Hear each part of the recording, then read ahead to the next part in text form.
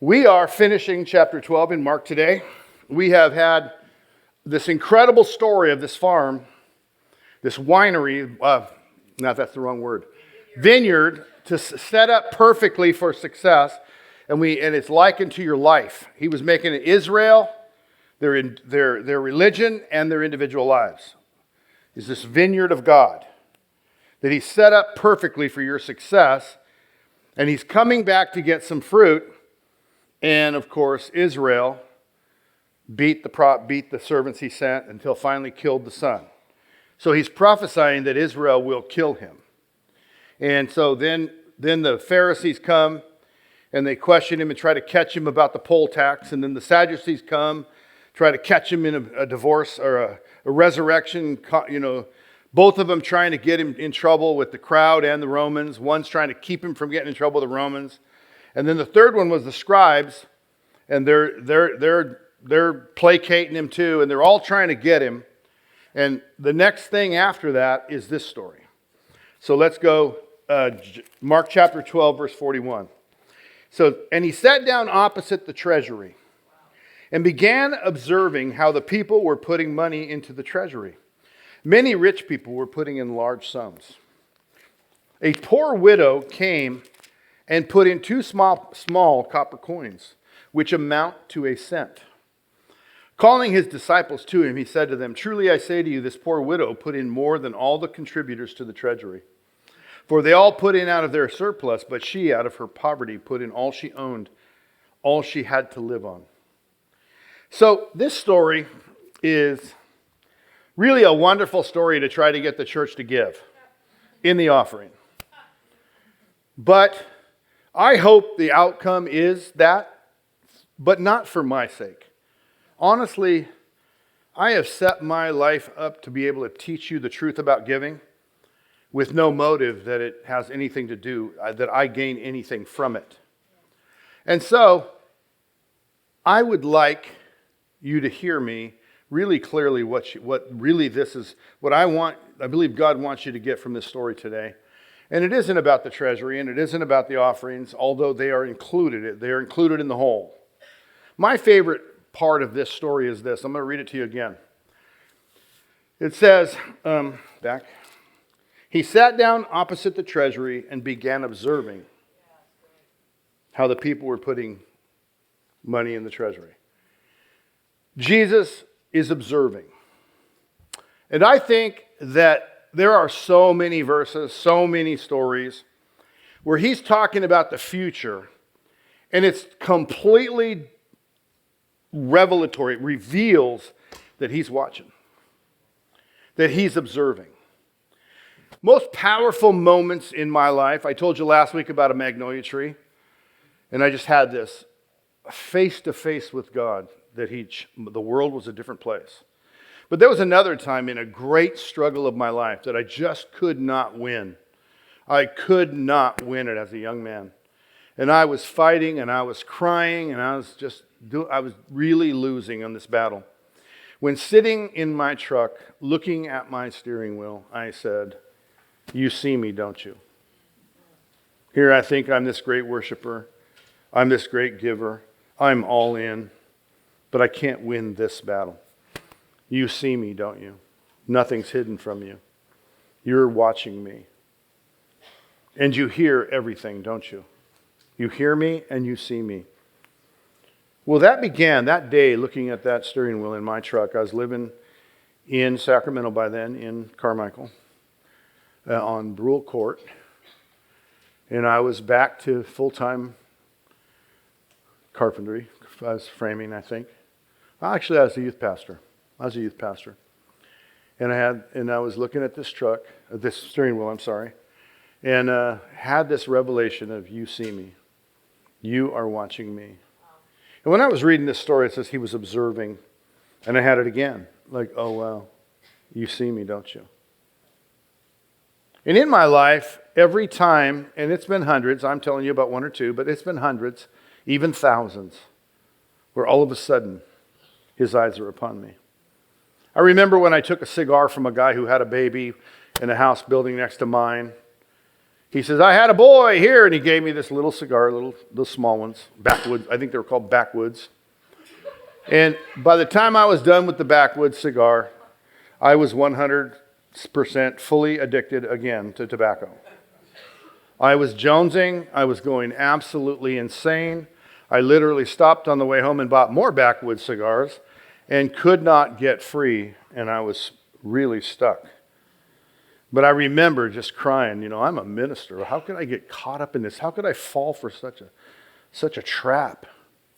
And there I was, I remember Danielle says, where's Dad, to the dog, and the dog led her to me, and I'm over behind a bush smoking, and she caught me smoking. I mean, it was crazy. She saw this smoke coming up from behind the bush, and I'm over there puffing away. And I'm busted. And even the humiliation of my little toddler daughter holding onto the dog's tail as the dog brought her to me wasn't enough. I couldn't do it. I just was completely stuck. And so it was my chance to really understand addiction and obsessive addictive personalities like I have. And I couldn't do anything about it until I was standing on my deck crying. And I just said, I don't know what to do.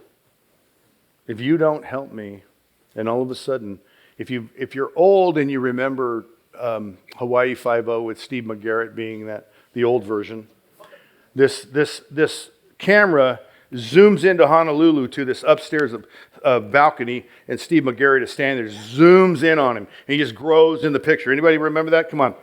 Anybody know what I'm talking about? Those of you that don't, it's just a zoom in on a camera. Oof. And all of a sudden, I felt it, and I was like going backwards, like I was being zoomed into God, and it was like, you see me, don't you?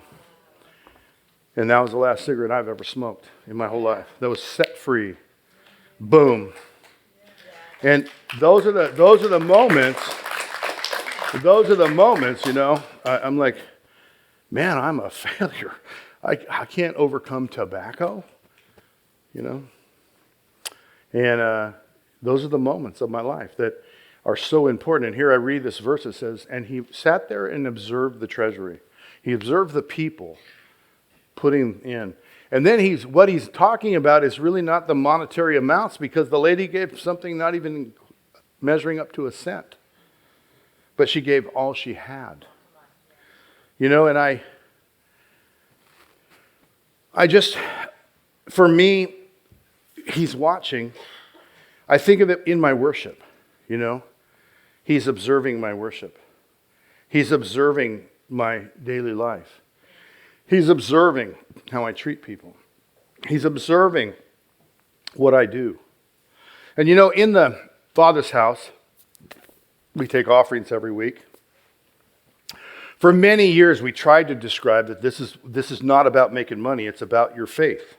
It's about teaching you how to trust in God. There is no story in the Bible that's more poignant about teaching you trust in God. She will not eat because she gave it away. God must come to her rescue. They don't have food stamps. They don't have food banks. They don't have anything other than what they can procure.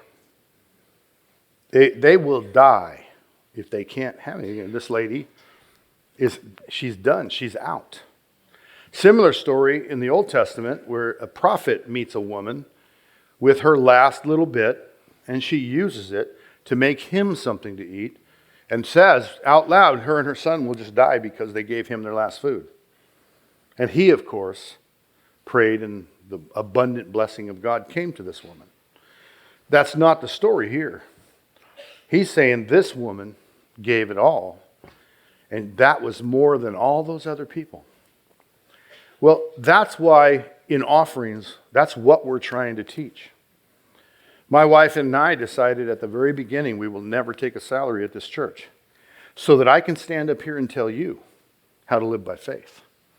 And we have never been without. And our attempt in this world is to always be the biggest giver. Year in, year out, always be the biggest giver in this church. I have not succeeded all the time, but that's my goal. And the reason is this. I have a message from Nepal that says 100 churches have been planted. Some unheard of number, like 1,800 people have been baptized. Because we bought motorcycles and pay monthly for young men and women to ride those motorcycles out into Hindu territories and unreached territories to preach the gospel and baptize people. They've started 100 churches. What we did, he said, the man who got me into this, said, what I will do for you is we've been wanting this region. We've been praying for 20 years for this region and never been able to send anybody there. But if you give us this much money, we will send 5, I think it actually was 7 missionaries.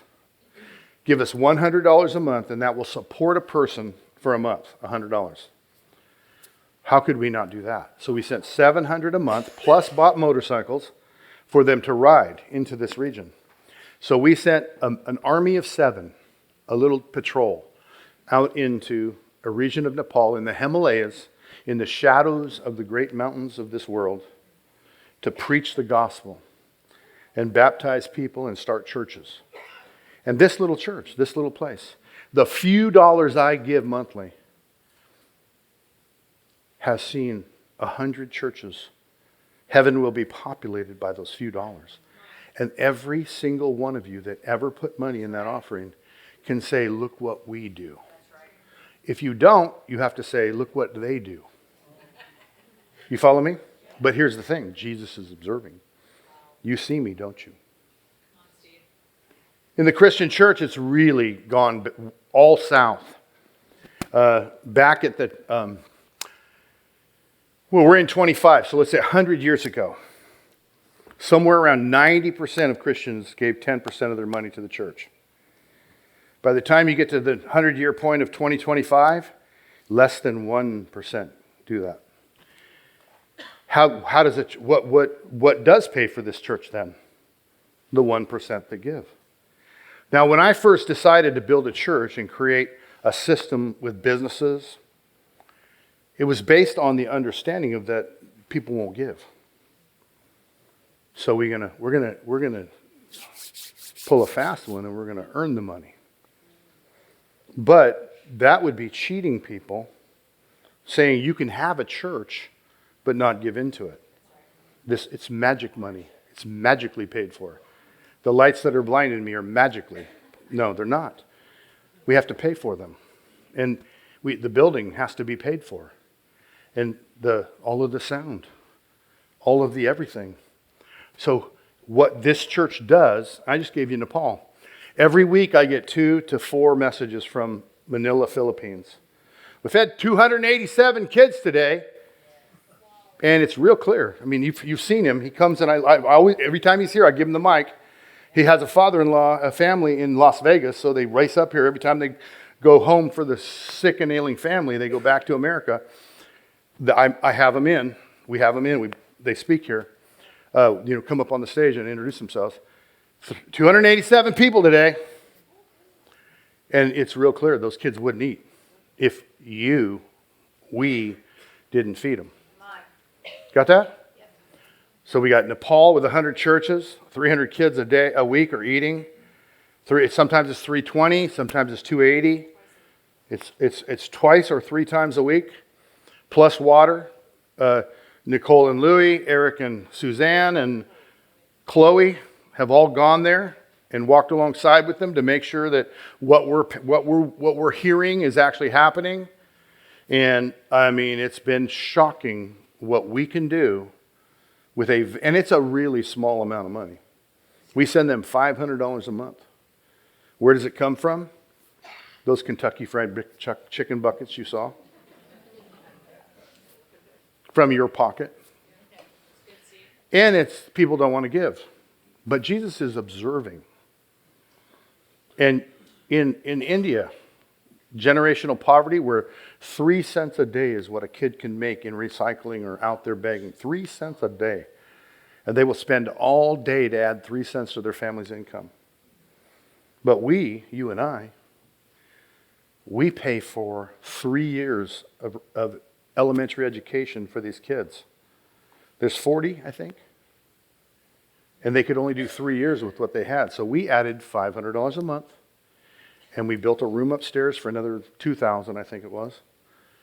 And those kids got 3 more years. At the end of the 6 years, this kid said, "We're not leaving.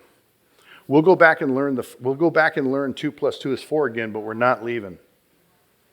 And the people had to say, "Well, let's just try to give them books so they can self-teach." And so they self-teach. And now I believe I could say, I don't want to get caught on the number, but it's like 8 businesses. After graduating from the school that we provide, 8 of them have been able to start businesses in town. In a people group that have never owned a business. Not a single one of them have ever owned a business. Not a single one of them have ever come out of generational poverty. And you and I, with those Kentucky Fried Chicken buckets. And when we're done, we can say, "Look what we do with what we have." And it does not go unnoticed because he sees us. In Pakistan, they've been having hideous floods. In Nepal, I think it was 18 were killed, shot to death. In Pakistan, they're being beat up in the streets. Their houses are being stolen from them, kicked out of their houses in the street. They're being fired from their jobs for being Christians. It's terrible. It's radical Islam. And they are raising cows and vegetables that you and I bought the cows, bought the land that pays for the cows where they live, and bought the land where they grow the vegetables. And the motorcycles that they go out with the food and feed the flood victims. Not because they know Jesus, but because they're sharing Jesus with them. They're telling them about Jesus with this food. And Jesus told us to bring this to you, and feeding them. Now I'm not even scratching the surface. We got an orphanage in South Africa. We've got a ministry here in Orville. They're all doing wonderful things. But nothing happens if nothing gets given. And Jesus is saying, I'm observing. Those guys really just given out of their abundance. He didn't tell them not to give. He just said she gave more than everybody. She gave all she had. I want to be that person. Because all of a sudden I realize, ooh, you're watching, aren't you? You're watching. Let me read a story to you in Matthew 25. You want to put that story up so they can read along with me? I think I'll just read it with you. "But when the Son of Man comes in his glory and all the angels with him, then he will sit on his throne, his glorious throne. All the nations will be gathered before him. He will separate them from one another, as the shepherd separates the sheep from the goats. And he will put the sheep on his right hand and the goats on his left. And then the king will say to those on his right, 'Come, you who are blessed of my Father, inherit the kingdom prepared for you from the foundations of the world. For I was hungry, you gave me something to eat. I was thirsty, you gave me something to drink. I was a stranger, and you invited me in. Naked, and you clothed me. I was sick, and you visited me. I was in prison, and you came to me.' Then the righteous will answer him, 'Lord, when?'" No, we'll stop there. And I'll just kind of tell you the rest. He said, "When you did it to the least of these Pakistani people, Nepalese people, these Manila orphans, these Indian children, you were doing it to me." Now there's another story. Then he says to these other ones, "You goats, go over here." And then he says, "I was exactly the same list, and you didn't. You ignored me." And he says, "Depart." The ones on his right, the sheep, he sent away to eternal life. The ones over here on the left, it says he sent them away to eternal punishment. I'm like, oh my gosh. Based on what we did with our money, our time, our energy, and our life. You see, so many people want to say they believe, but they spend their whole life on them.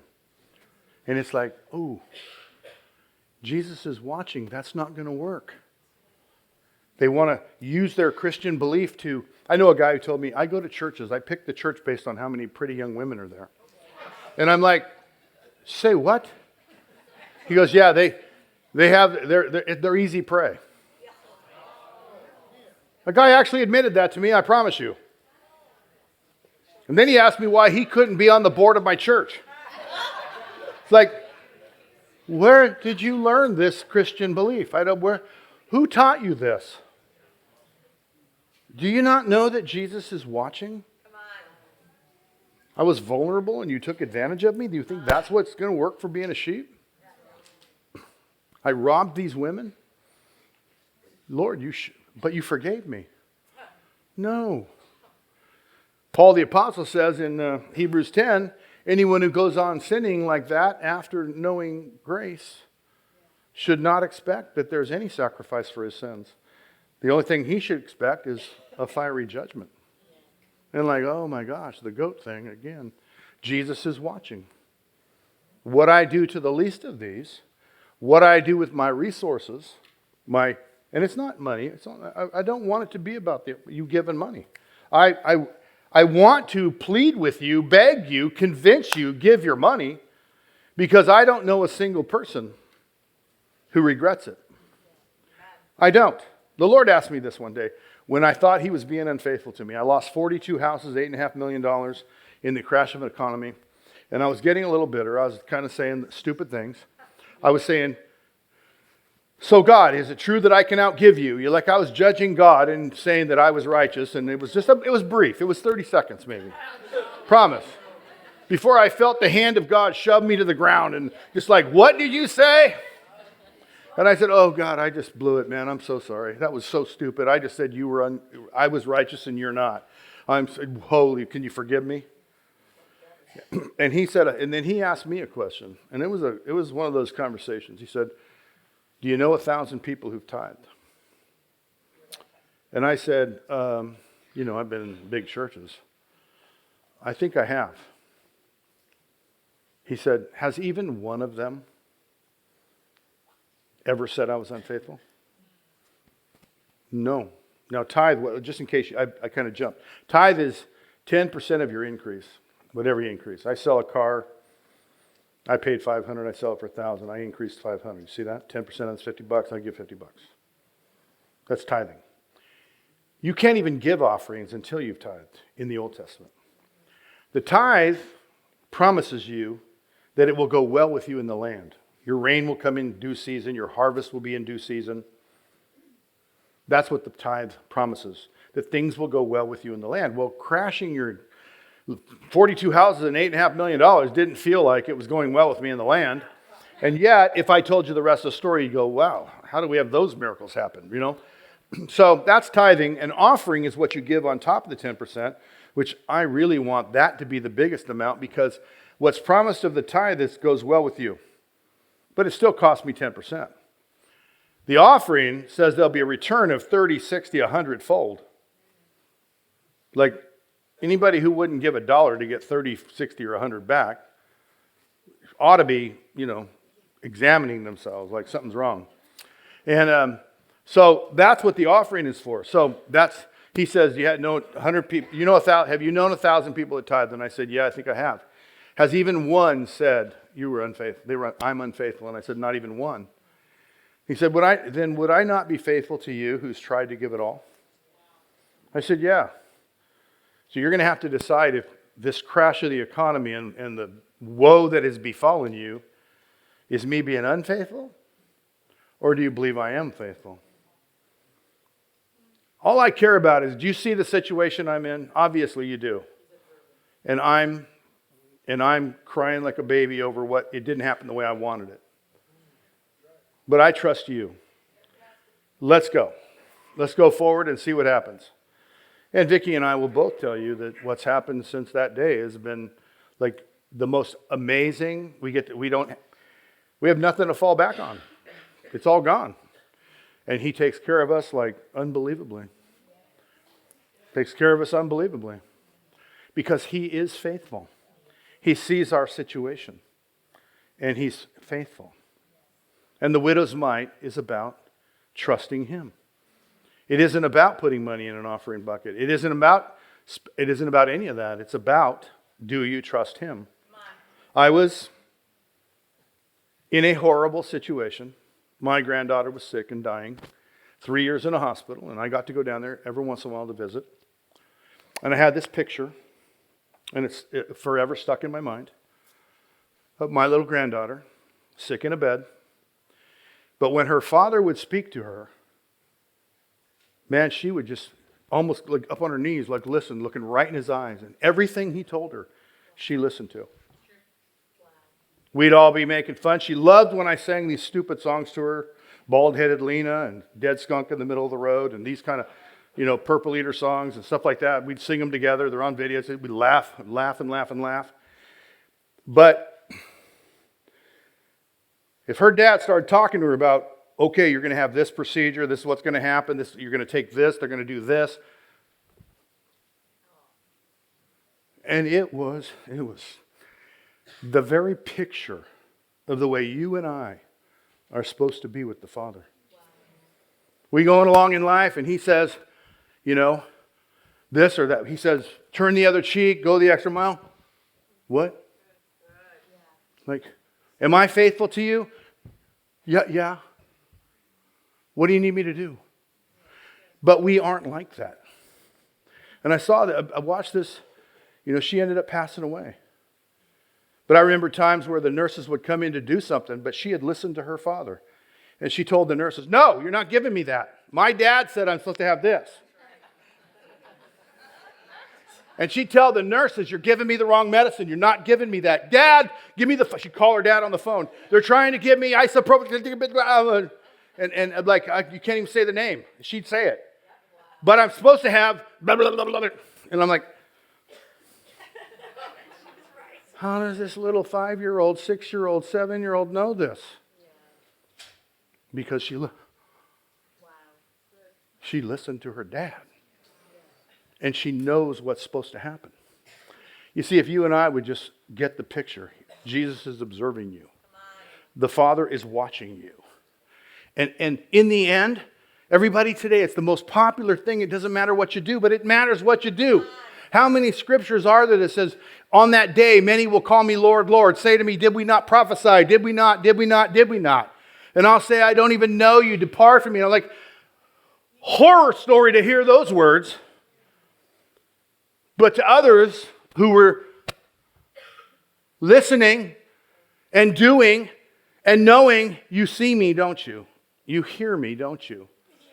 They're the ones who he says, enter into my rest, the rest that is prepared for you, my good and faithful servant. It's like, where did these teachings go? What happened to them? It's everything, people. It's everything. The wealthy guy is giving all the money. It's why we can have the church. It's awesome. And he's saying they didn't give that much. They gave out of their surplus. They did not demonstrate trust, is what he's saying. The widow, with her 2 pence, she demonstrated trust on a level that none of you have ever given. We're still talking about her 2,000 years later. I doubt they'll be talking about me 20 years later. 2 years later, it'd be wonderful. We're talking about her 2,000 years later. Because she demonstrated a trust in God. That I could eat with this, but that wouldn't be a lot. Or I can put it in the treasury of all that I have and trust God to take care of me. Are you hearing me? I pray you are. Here at the Father's house, every bit you put into, every bit you give to God is in play. It's one of the rarest things about this church is we do not believe in savings accounts. Every dollar's in play. In Manila, in Nepal, in South Africa, India, Pakistan, right here in Orville, all over Orville. And all of our energy is building things like Lights of Hope where people come for free. You should charge for parking. We will never charge. We want them to come in. The spider says to the fly, come into my web. We want to go. Oh, and on your way, would you pay me $20 to park? No, that ain't happening. It's no. We'll take care of the parking with our offerings. We'll take care of it with our businesses. We'll work our butts off to make the money to be able to put this on so that we can bless our community and we can put up on the screen all about Jesus. We can show Jesus in our actions, tell Jesus in our words, demonstrate him with our voices as loud as we can, with all of our energy, all of our time, all of our money. All that we have belongs to him. And I've never known a single soul to give him all, to put all of their energy into serving the Lord, ever complain and say, I just didn't have enough time. Billy Graham traveled the world preaching with thousands and thousands and thousands. My mother-in-law went forward at a Billy Graham conference, knowing she needed God after being raised in the church her whole life, needed him. Billy Graham convinced her, and she went forward and prayed the prayer with him. My mother-in-law, Vicky's mom. He did that constantly, all of his life, and they said, what do you regret? Not once did he say that I didn't have more time with my children. I didn't get to see my wife that often. He said, I only regret that I didn't have more to give to him for what he did for me on the cross. And I got to tell you, man, that's my heart. I said, that's how I believe. That's what I want to feel. That's how I want to stand, is that I only regret I can't give or do more. You know what I hate about getting old? I can't do as much. I want to go, but my body won't get up and go. My get up and go got up and went, and I can't get up and go the way I used to get up and go. I can't drive through it like I could as a young man. So whatever I do have, I want to spend it. I want to invest it. I want to use it. And in the end, when he says he's going to call us together and separate them sheep from the goats, and on the right is the sheep, and on the left is the goats. I know I just did that backwards for you. That's the right. But I want to be a sheep. There's an old song in our kids' camps, Ain't No Flies on Us. Anybody remember that one? Ain't no flies on me. Might be flies on some of you guys, but there ain't no flies on me. Like, kids' camp stuff around the fire. Ain't no goat on me. I don't want to be a goat. I don't want to sound like a goat, look like a goat, feel like a goat. I don't want goat's feet, goat's horns, goat's nose, goat's ears. I don't want nothing goatless on me. I want to be the sheep that does not take advantage, because I know he's observing. He's watching. Your eyes are upon me, aren't they? You hear me, don't you? You see me and know me. You still call me. You still use me. I may not use me. Might not be the guy I would choose, but you chose me. Help me measure up to the calling. Help me measure up to the choosing, up to the purpose of my life, to make you famous, so that they can receive the grace that you provided through a cross, through your death, through your suffering. Are you hearing me? I pray you're hearing me. Some of you don't know Jesus like that, and you need to. That's right. You need to give your life to him. That's right. You need to pray that prayer with somebody and begin a life of, if you're real, I'll follow you, and finding out if he's real. Some of you have claimed to know him for a lifetime. I could name names of people I've known that thought they knew him for a lifetime and one day had a born-again experience and said, oh, I didn't know him. I went to church, but I didn't know him. Right. And if he's real, will you follow him? If he's real, will you lay your life down? Will you give it up? Will you surrender and say, use me? Here I am. Take me. Just close your eyes for a minute. Bow your heads, would you? Everybody in the room, just even if you don't want to participate, at least close your eyes so that people have privacy. And just maybe you would say, just picture the Lord in your mind. And for a moment, just say to him, you see me, don't you? You're watching all the time, aren't you? You hear me, don't you? Just feel it. Feel that. Feel his eyes on you and his ear inclined. You hear me, don't you?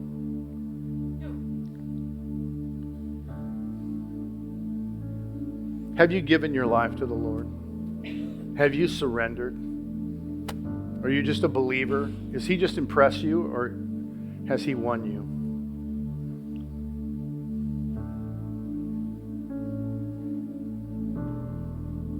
Are you his disciple? You want to be like him?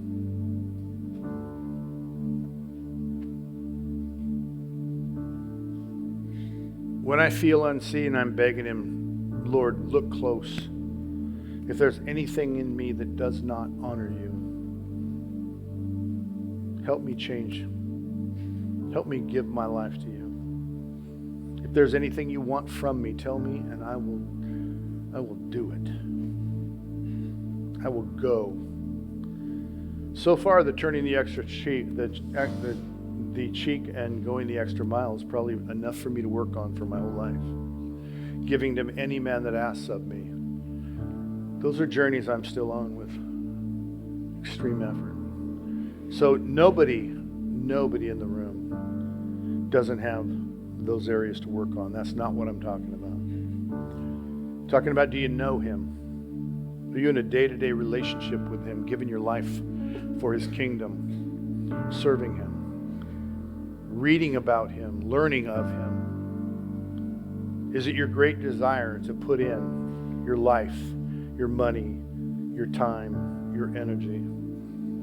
If it's not, today could be your day.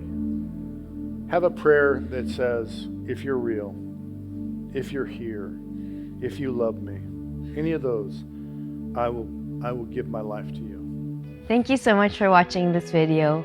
Please subscribe so that you never miss another video or live stream. And if you'd like to support the Father's House, just click the Give button. Thank you so much for watching, and we hope to see you soon.